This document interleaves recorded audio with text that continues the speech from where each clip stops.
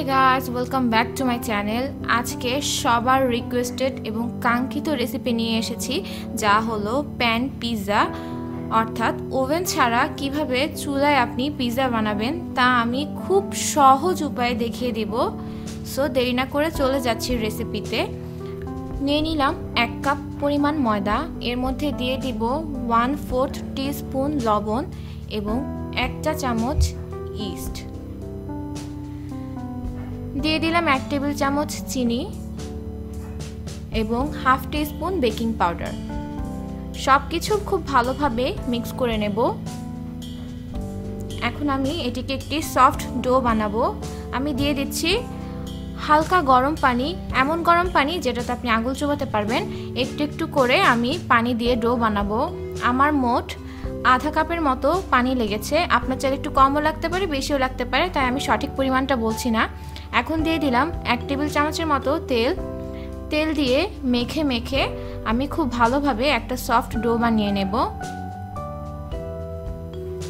আমার ডো হয়ে গেছে, দেখতেই পাচ্ছেন আমার ডোটা খুব সফট এবং স্টিকি হয়েছে।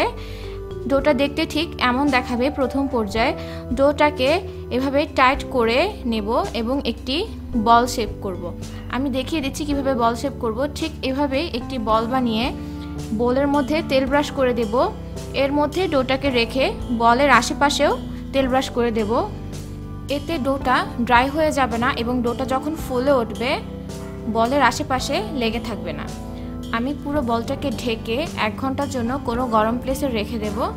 আমি মুরগি নিয়ে নিয়েছি, মুরগির পিসটাকে ঠিক এভাবে পাতলা পাতলা করে কেটে নিয়েছি। এখানে আমি দিয়ে দিলাম হাফ কাপ পরিমাণ হাড় ছাড়া মুরগির মাংস, দিয়ে দিলাম 1/4 টিস্পুন হলুদ গুঁড়ো, লবণ স্বাদ মতো এবং 1/4 টিস্পুন মরিচের গুঁড়ো দিয়ে খুব ভালোভাবে মুরগিটাকে ভেজে নেব। আমি এখানে কোনো অরেগানো পাপরিকা কিছু ব্যবহার করছি না, কারণ আমার পিৎজা সসে সবই দেয়া আছে। আমার মুরগি ভাজা হয়ে গেছে।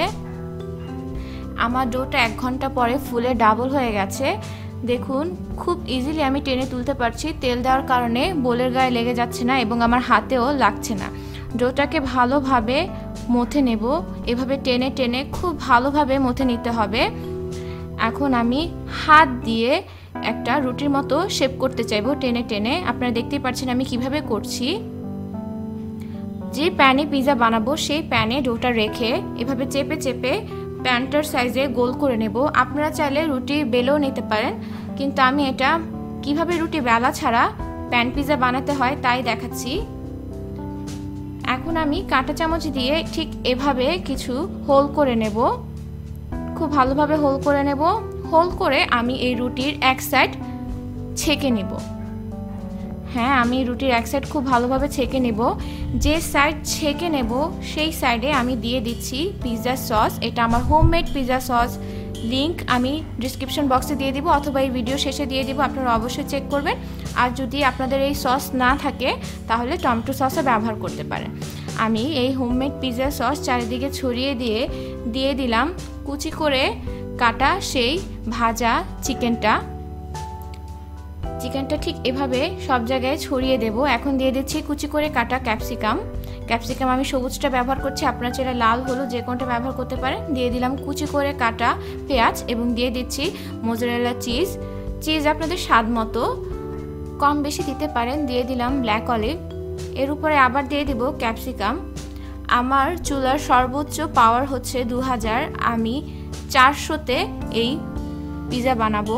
আমি ঢাকনা দিয়ে দিলাম। আর উপরে ক্যাপসিকাম দেওয়ার একটা টিপস দিচ্ছি আমি, উপরে সবসময় ক্যাপসিকাম বা পেঁয়াজ দিয়ে দিবেন এবং এই ক্যাপসিকাম বা পেঁয়াজটা যখন সিদ্ধ হয়ে যাবে তখনই বুঝবেন আপনার পিৎজা হয়ে গেছে।